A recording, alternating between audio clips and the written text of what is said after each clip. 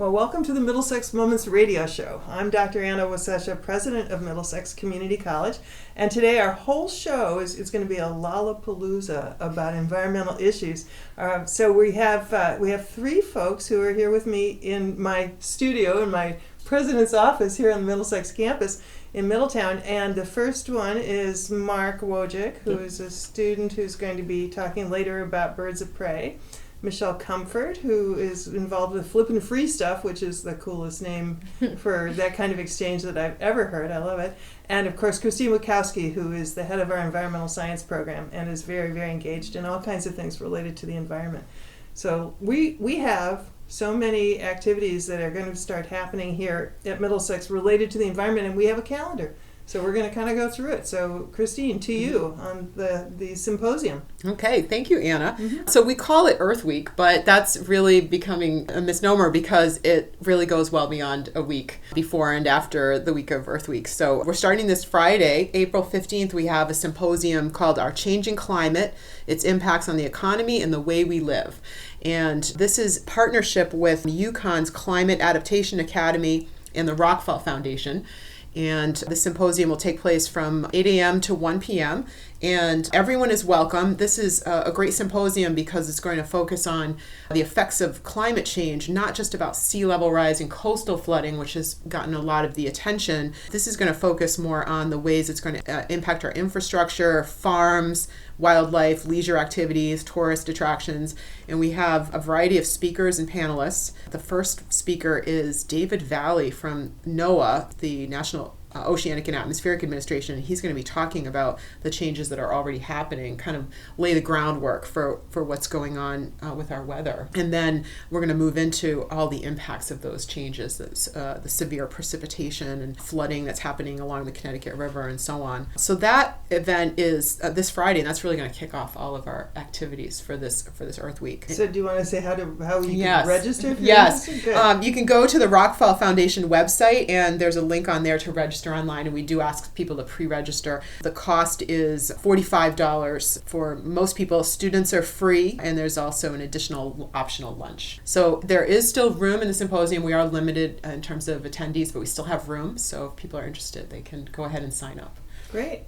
So I just sort of put a plug in for my own daughter, who I've raised to be an environmentalist and who's an environmental economist, right? And she knows a lot more about it than I do, but there's a whole evolving methodology of figuring out what the costs are of the inputs and the outputs and, the sort of disequilibrium in our environmental systems. And eventually those costs are going to rise so high that we'll have to do something about it. And at least here at Middlesex, and I think you might be talking about solar energy later, technology is going to be our friend in that regard because the technology will evolve so that it will become affordable and it'll produce non-carbon emitting energy for us.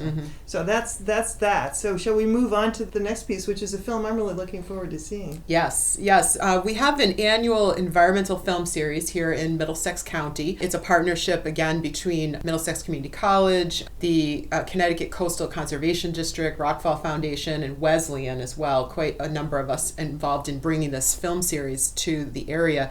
And we offer 2 films each semester, one at Wesleyan, one at Middlesex. We alternate. And this is our second film of the spring semester. It's called The True Cost, which is about the human and environmental impact of the clothing industry, the fashion industry. And it's a topic that not a lot of people really know much about. It doesn't get a lot of press, and it has some pretty major impacts that people need to know about. So that film is on Monday night, the 18th at 7 p.m.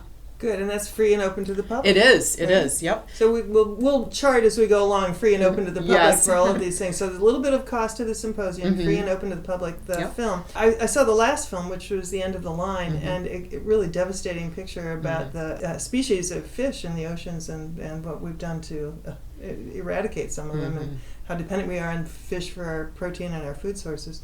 So a lot of good things to talk about, but now we have to take a break, and when we come back, we'll pick up on our calendar of events for Earth. Well, we're back, and it's the Lollapalooza. Earth Week, Earth Month at Middlesex Community College 2016. We've got Mark Wodjik and Michelle Comfort and Christine Witkowski, and we're going to go through this amazing calendar of events, and now it's to you, Michelle. Flippin' Free Stuff. Tell us all about it.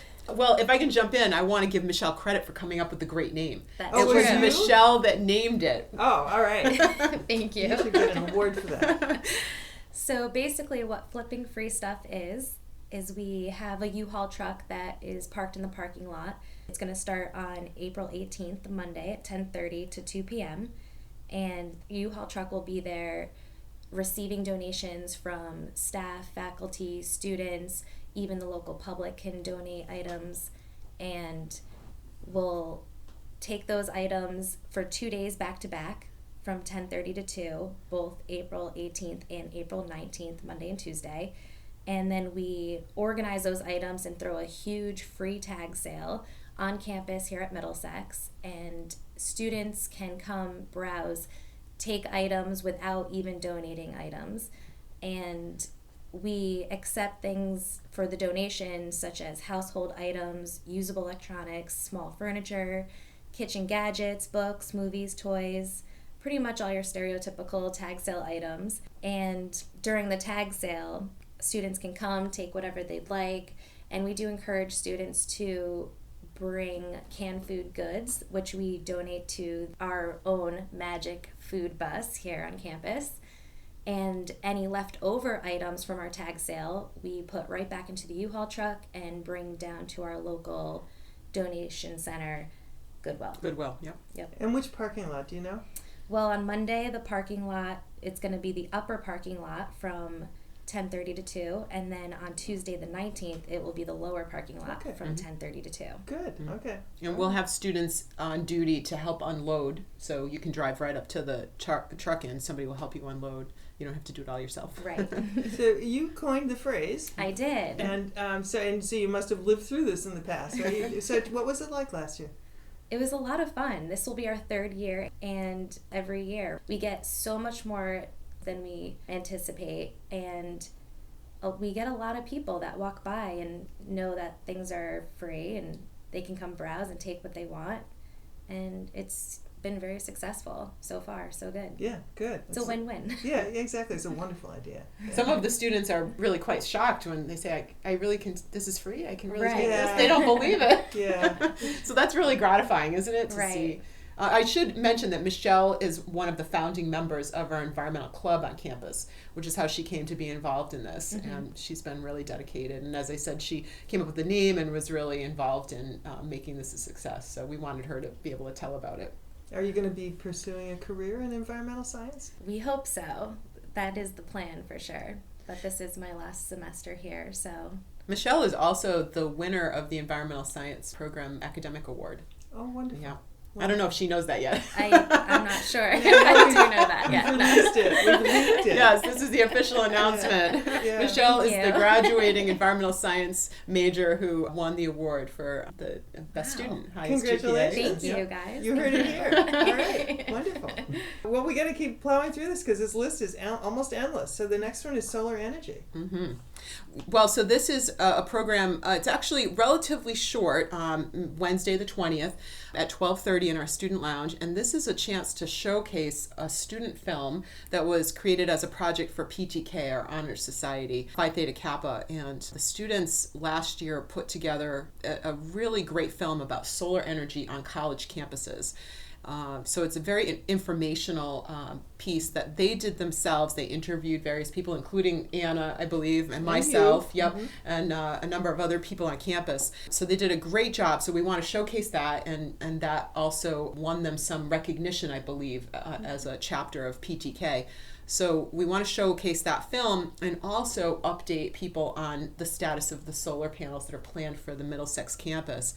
And I believe they're planned for the summer, to be Yeah. installed this summer. Yeah. Yeah. So we're going to have a presentation after the film by Kim Hogan, our Dean of Administration, who's going to talk a little bit more about those panels so that everybody can hear the good news, because I'm not sure that it's really widely known that we're about to get those panels. So What's going to be lovely about it is that I think it's lovely to see a solar panel anywhere, but it will be lovely here because it will be on the ground. Yes. So you'll be able to look at them much more closely than you would on your roof. Yes, and they'll be visible from the beautiful pavilion that we have with a deck. So anybody who's enjoying the beautiful scenery is going to look out and see our solar panels. Yeah, I know that we're collecting energy, right? Free energy. Yes. Flippin' free energy. Okay, next we have ECycling. Yeah, so the ECycling event is an annual event that takes place on Thursday of Earth Week. So this year it's April 21st, and that's going to be in our lower parking lot, and it's an opportunity for people to bring any of their electronics. I think it's just about any electronics that you can drop off for free. You can make a donation that goes to the computer club, but there's no particular charge for the items. And it's an opportunity for your electronics to get recycled properly, because e-waste is really one of our biggest problems in terms of waste now in this country, because we go through electronics so rapidly. They become obsolete so rapidly. So the ECycle event is very important and an important part of our Earth Week. I think so. Yeah. I was. We were talking before we started taping the show about having a sense of conscience about the things that we've thrown away in the past. And I mean, I remember feeling just, 10, 15 years ago, like there was something should happen to an old television. You shouldn't just, and people wouldn't take them, anymore. There are a lot of items people won't take. Yeah. So this is an opportunity to do some spring cleaning at home, but also to do the right thing, Right. Yeah, exactly. Right. It's sometimes tempting to just toss something in the trash, I know. out of sight, out of mind, but we really have to think carefully about everything that we throw in the trash. Right. I've been told that the enormous sort of mountain that is across from downtown Hartford was a landfill. It is. Remarkable. Yeah, and it's covered with solar panels now. Is it? I think just a year or so ago, they started operation of the panels. So it's been converted into a very useful area. That's good, because obviously they can't build on it. It would be prime property, Yeah. right? It's right there in downtown. Right. Yeah. Yeah. Sometimes they turn them into parks, but this one they've been able to put solar panels across the top. So, Great. Yeah. Good to know. Okay, well, we have one more item before we go for a break, probably. Live birds of prey. So, Mark, tell us about this. Yep. So my father's been a game warden for around the last 10 years. So I've kind of grown up with this. Part of him being a game warden is that he has the opportunity to do wildlife rehabilitation. So about 10 years ago, he got certified to do wildlife rehab. And we've had pretty much anything you can imagine that lives around here. We've raised or rehabilitated and released back into the wild. So it's been pretty neat for the last 10 years. Right now, well, actually yesterday, we just released 3 raccoons. So we raised raccoons over the winter and just released them into a state forest. And I'm going to be coming in during Earth Week to show some of the things we have. We have 2 permanent residents right now, and certain animals that we will raise and release, and other that will come to us that can't be released because of reasons where they wouldn't survive in the wild. And the two animals we have right now, a great horned owl and a peregrine falcon, both are permanent residents, and hopefully they'll both be coming. And the peregrine falcon I'm not sure actually what happened to the great horn, but the peregrine was hit by a car, and he's blind in one eye, so has very poor orientation, so he can't fly very well. And he wouldn't be able to hunt in the wild, so he's going to be with us for the rest of his life, going to stuff like this, like public outreaches. He goes to schools a lot. And the owl is missing a wing, so obviously he couldn't hunt as well. So those 2 will be coming to Earth Day, and I'll be there to talk about them and show the birds. Yeah. So my dad should be there too. So are they not really tame? They're wild animals. Oh, they're very wild. Depending on the species, some will be very, like barred owls are just docile in general. So we've had tons of barred owls, and they'll just happily sit on your arm. Great horned owls are notoriously mean for some reason. We've had 2 or 3 of them, I believe, and they're always mean. They're always hissing. They're going to be hissing. They're going to be clapping their beaks. So they're pretty lively. So the peregrine, we just got him a couple weeks ago, so he's still somewhat wild, and he doesn't really like to be around humans as much. So this would be an opportunity to explain what happens if you do see a wounded animal, and raccoons as well. Right. It's not just birds. Yep. But what? Absolutely. What so would you can usually I'm not sure, you could probably find a number, but call the DEP, and the DEP will contact the different rehabilitators and they'll put you in coordination with us, or they'll coordinate with us to get the animals to us, and we'll be able to take care of them. Do you have a barn at your house? We have an aviary, so it's like a really large cage, I guess. Yeah. Yeah, and that's where we keep either the birds or the raccoons, and then we have different compartments for different animals. Wow. So you have to know everything about them. I mean, but. Yep. Yeah. Sometimes it takes research if we haven't had them before, but. We're used to it. We kind of know the deal by now. Usually when we get something, it's something we've already had before because there's not too much.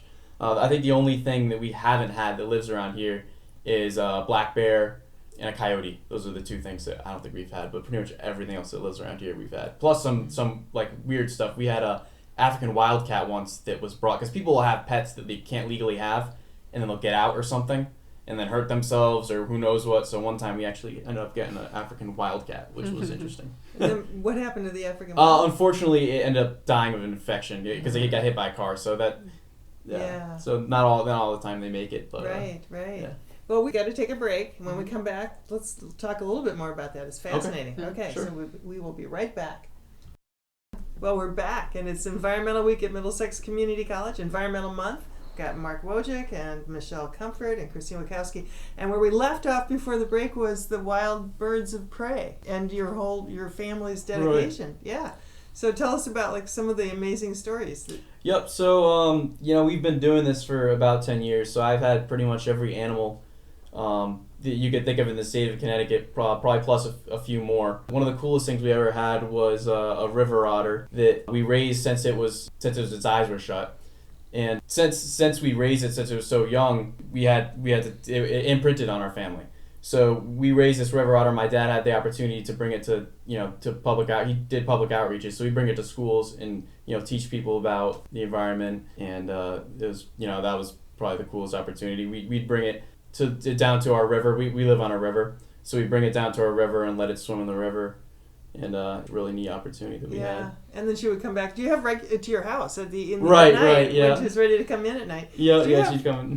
What we think of as domestic animals in your household as well, like dogs and cats. Well, yeah, I have a dog and a cat, and they're kind of used to like the weird animals coming on like here now and then. But other than that, it's like they just kind of come and go. Like so, we might have something for a few days, and then we'll release it. A lot of the animals we get are hit by cars. Yes. And are just dazed, so they'll come to us, and we'll either we might have to force feed it, and it'll recover, it'll get better, and then all of a sudden it's ready to go, and then we'll just let it go. So that happens. So we've gone through hundreds of those. So it's just on a weekly basis we'll get especially during the spring we'll get quite a few. Well, and animals migrate, right? So right. That's it. I don't know. Do owls migrate and hawks? I think it depends on the species. Yeah.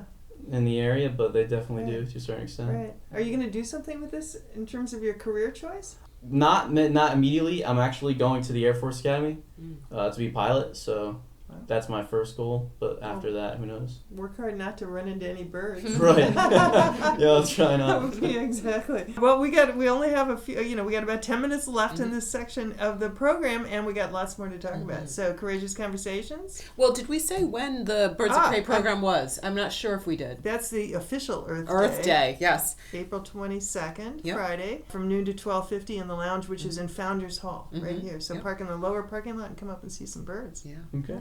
Everybody is welcome. Yeah. And I should mention too that Mark is in the environmental science class, and he actually came up to me and volunteered to bring the birds.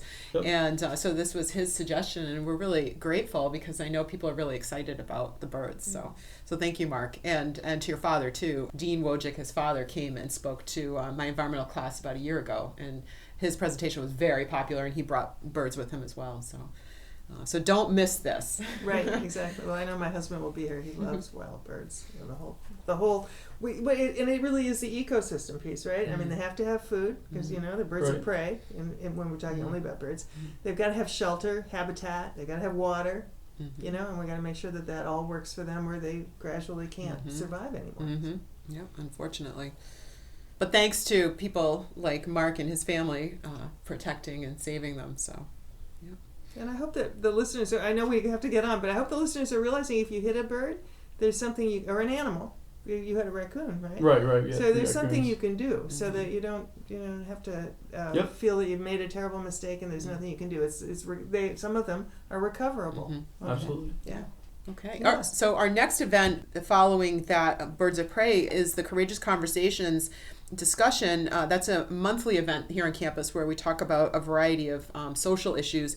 And this month, in honor of Earth Week, we're going to focus on environmental justice issues around food and water. So the idea that food availability and food quality and water quality and availability are all issues that disproportionately affect the poor and minority populations, both here in the United States and across the globe. And we were talking before the show about water pollution in China, in rural areas. So we're going to have a discussion about these issues. We'll start off with a little bit of background information, and that's going to be led by several of our students from the environmental classes. Michelle here is interested in food issues, so she's going to be part of that discussion. And another student in my environmental science class is very interested in the Flint water crisis and the way that has really affected minority populations in Flint. So she's very passionate about that and wants to help lead that discussion. So we're really looking forward to having the students take the lead and have anybody and everybody come and be a part of that conversation. So that's in the periodical room of the library, Yes. Chapman Hall. Yep. Again, park in the lower parking lot, and just come up and it's an open and free conversation, and Yep. we would love to have people join it. Yep, and that's just from noon to 12:50, April 25th, Monday the 25th. And once again, another opportunity to bring a canned good if you'd like. Yes. So For the magic food bus. Exactly. Yes. Yes. And after that, we have a couple more events as well, going on into May, actually. On Wednesday, April 27th, we're going to have our annual waste audit and waste cleanup on campus. We call it What the Waste, a kind of an irreverent title, sort of like Michelle's good title, Flippin' Free Stuff, that inspired the What the Waste audit title. And that's from noon to 3 outside of Founders Hall. And we do that every spring as part of Earth Week, where we actually save the trash and recyclables from all the buildings the day before. So we ask the cleaning crews to bag everything and label what building they came from. And then thanks to the environmental science students and volunteers, we then sort through all of that trash with gloves on, spreading out the trash on big tarps on the lawn. And we sort it out by, different types. So we're able to determine how much trash ends up in the recycling, how much recycling ends up in the trash, and we end up with statistics, and we've been tracking this from year to year. Michelle has been a part of this, so she might be able to comment on the experience of sorting trash. Right, it doesn't sound like fun, but it actually is. And on another note, students or volunteers can also pick up trash around campus as well if they're not comfortable going through the actual trash bin trash. Yes. So, what have you found? I mean, what have you found? Like, have you found a lot of recycling in the regular trash and a lot of trash? absolutely. I have this problem myself sometimes where I don't realize what goes in the recycling bin versus the trash bin, where you hold an item above both that are right in front of you and you're not really sure which one to choose. So it's a great way to open the eyes of students and just be informed. Yeah, and it makes me wonder if we should have a better signage around the bins so that people know. For example, we have the same cafeteria service we've always had, but they've changed a lot of what they're doing, and they put things that you can take away in plastic containers. But I couldn't find the little triangular symbol on the bottom. It's there though, actually. So so initially I thought, what are we going to do? But we can recycle almost everything that they give students and faculty and staff as part of the lunch. And that's a big deal because we're not even that big of a school, but every day we're producing these. It adds up. Yeah, exactly. I've definitely thought about putting signs over the trash bins with actual pictures so students don't have to take the time to actually read. They can just identify quickly, and I think that will promote more of the correct recycling. Yes, right. Yeah. It is one of the things that we've talked about doing after the waste audit is having a little competition with the students to design new signs so it's more clear what should go in there.